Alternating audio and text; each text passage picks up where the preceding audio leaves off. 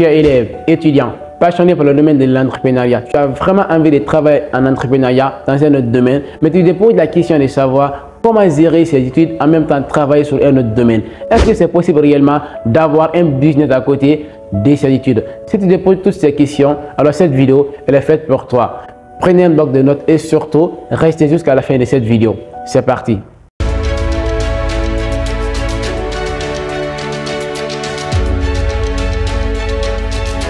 Salut à toi et bienvenue dans cette nouvelle vidéo. Si tu viens à peine de me découvrir, moi c'est Sidiki Kouyaté, je suis web entrepreneur, formateur. J'accompagne les jeunes qui souhaitent se lancer en entrepreneuriat. Alors si tu veux avoir des formations avec moi, n'hésite pas à me contacter dans le lien qui se trouve en description de cette vidéo. Tu pourras me contacter, après on pourra voir la situation. D'abord, il faut comprendre une chose. Étudier n'est pas du tout facile. Avoir une bonne note à l'école, ça demande assez de temps, assez d'organisation et assez de planification. Donc, c'est un domaine qui n'est pas du tout facile. Et l'entrepreneuriat, c'est un autre domaine. L'entrepreneuriat, c'est un domaine qui est très compliqué. C'est un domaine rempli de défis, d'obstacles et plein de hauts et de bas. Et surtout, beaucoup de bas quand on est débutant. Parce que comme on aime de dire souvent, le début de toute belle chose est inconfortable. Et donc, vouloir gérer des choses qui sont très difficiles, vouloir gérer des domaines très compliqués, c'est pas du tout facile. Il faut vraiment assez d'organisation, assez de planification et surtout un très bon état d'esprit et avoir l'engagement pour pouvoir tenir ces deux domaines difficiles. Mais je ne te dis pas que c'est facile, c'est un domaine qui est difficile, mais ce n'est pas impossible.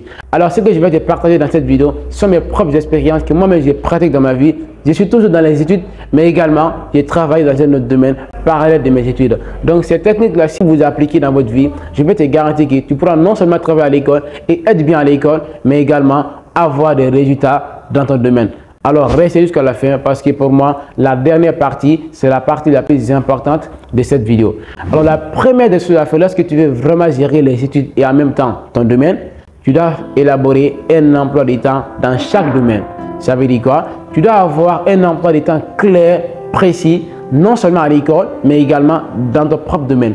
Prenons le cas de l'école.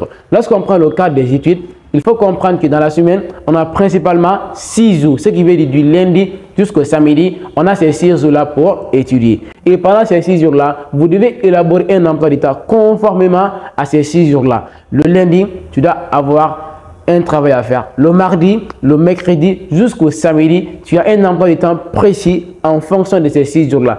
Et pendant ces 6 jours-là, tu dois seulement te focaliser sur les études. Tu dois te focaliser uniquement sur tes études parce que l'étude d'abord, c'est primordial. Est-ce que vous comprenez? Alors, comment maintenant tu dois gérer, tu dois élaborer cet emploi du temps? Si vous avez les 6 jours-là, alors vous devez élaborer en fonction des matières qui seront dispensées pendant ces 6 jours-là, en fonction des cours qui seront donnés à l'école. Si par exemple, le lundi, tu as une matière, tu as le français, je ne sais pas, ce que tu dois faire le mardi, tu dois mettre ça dans ton emploi de lundi. Ça veut dire quoi? Dans lundi, tu as mis là-bas français. Alors le mardi, tu feras quoi ici? Le français. Donc tu dois élaborer l'emploi du temps là en fonction de ta compréhension, en fonction de ta perception sur cette thématique. C'est très important. Donc l'emploi là, lorsque vous allez élaborer dans le cadre des études, vous devez respecter. Une fois que vous allez quitter à l'école, à la maison, vous allez prendre un peu de temps pour vous reposer. Après le repos, vous devez vous lever et réviser. Je vous assure que gérer les deux domaines, ce n'est pas du tout facile. Je suis dans ce domaine, je connais à quel point ça me coûte cher, je connais à quel point c'est difficile, mais je tiens toujours parce que j'ai une vision, j'ai un rêve, j'estime avoir quelque chose. Donc ça m'encourage souvent, même si je n'ai pas envie de le faire, de travailler dans ce domaine. Donc lorsque vous allez élaborer cet emploi du temps dans vos études, vous devez rester focus, vous devez avoir vraiment l'obsession dans ce domaine. Parce que comme nous dit Confucius, choisissez un travail que vous aimez, vous n'aurez pas à travailler un seul jour de votre vie. Après avoir élaboré ce premier emploi, vous allez maintenant élaborer un deuxième emploi. Et ce deuxième emploi, c'est l'emploi le plus difficile, c'est le plus important aussi parce que pour moi, l'entrepreneuriat, c'est un domaine qui n'est pas du tout facile. Vous le savez déjà, c'est un domaine qui demande assez de choses, assez de sacrifices. C'est un domaine rempli de défis, de hauts et de bas, et surtout assez de bas quand on est débutant. Alors, vouloir gérer l'étude et l'entrepreneuriat, ce n'est pas facile. Maintenant, lorsque vous voulez élaborer un emploi du temps au niveau de ces domaines, vous savez que dans la semaine, vous avez 6 jours pour les études. Alors, le seul jour restant, qui est bien sûr le dimanche, vous devez élaborer l'emploi du temps en fonction de ce dimanche-là. Ça veut dire que vous n'avez qu'un seul jour pour votre projet, qui est le dimanche. Quand je dis qu'un seul jour, les 6 autres jours là peuvent être également l'étude et le projet. Mais ce qui est primordial, ce qu'il ne faut jamais rater pour ton projet, c'est le dimanche. Parce que le dimanche, c'est le jour de repos pour tous les élèves, pour tous les étudiants, quand même dans le monde entier, la plupart quand même qui sont dans le domaine de la francophonie. Vous devez avoir l'emploi du temps planifié. Mais bien avant le dimanche, tu as déjà élaboré dans ton emploi du temps ce que tu dois faire le dimanche.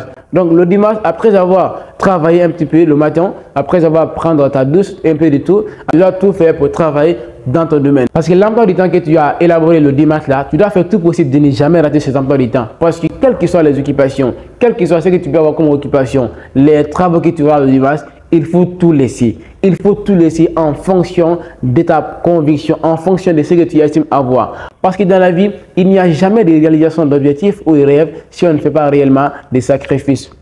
La vie, c'est fait de sacrifices. Si vous voulez vraiment atteindre quelque chose, tu dois avoir le courage de sacrifier tout ce qui peut t'empêcher d'avoir cette chose-là. Parce que si vous ne faites pas réellement des sacrifices pour votre rêve, c'est votre rêve qui deviendra le sacrifice lui-même. Donc, c'est très important que vous compreniez cela, que le sacrifice est primordial. Donc, lorsque vous avez maintenant élaboré ces 2 emplois du temps, alors vous devez vraiment être focus, vous devez avoir l'obsession dans ce domaine, vous devez avoir le désir ardent pour travailler dans ce domaine. Parce que élaborer les 2 emplois, c'est très facile. Mais ce qui est plus important et ce qui est plus difficile, c'est comment gérer les 2, c'est comment respecter les engagements. Et en parlant d'engagement, je vais te parler dans le 3e point, pourquoi tu dois vraiment avoir l'engagement si tu veux vraiment réussir dans ces 2 domaines. Donc, respectez cet engagement lorsque vous allez élaborer l'emploi du temps dans ces 2 domaines. Et surtout, faites un choix difficile parce que dans la vie, si vous faites un choix qui est facile aujourd'hui, vous allez avoir un choix qui est plus difficile demain. Mais si vous faites un choix difficile aujourd'hui, je vais te garantir que tu vas avoir un choix facile demain.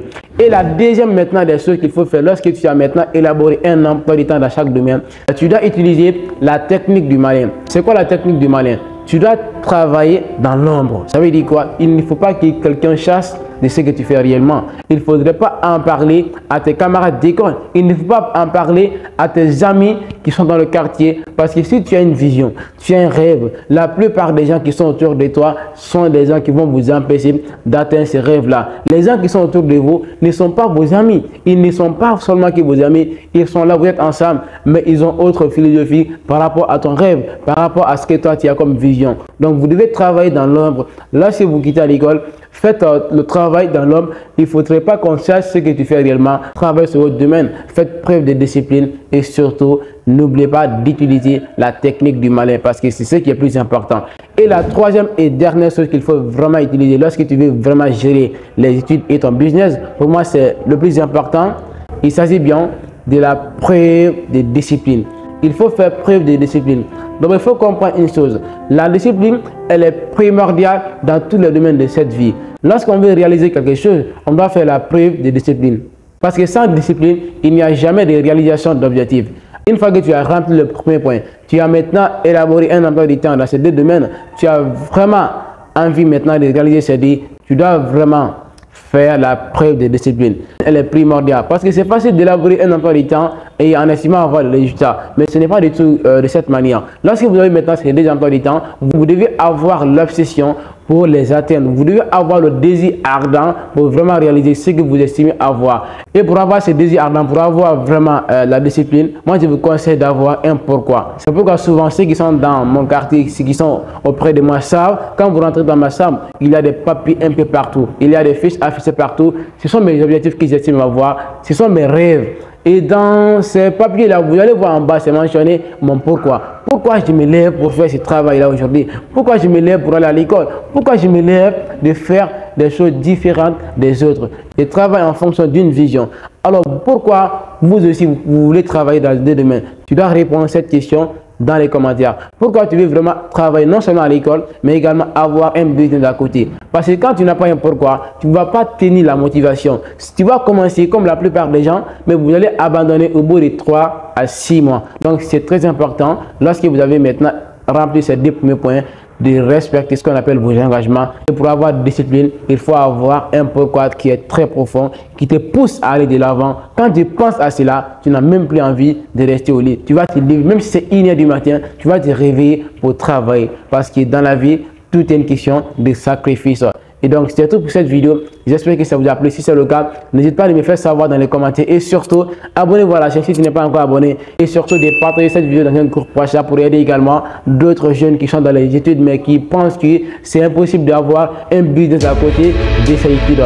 Donc soyez des grands rêveurs, soyez des grandes visions, des hommes qui ont des grandes perceptions dans ce monde parce que c'est de cette manière qu'on ira tous au cinéma et pensez que réellement que la jeunesse c'est une période à laquelle vous allez encore créer sa vie. Et comme toujours, le succès ne viendra jamais à vous, c'est à vous de le créer. Merci d'avoir suivi cette vidéo et on se dit le vendredi prochain pour une nouvelle vidéo. Ciao.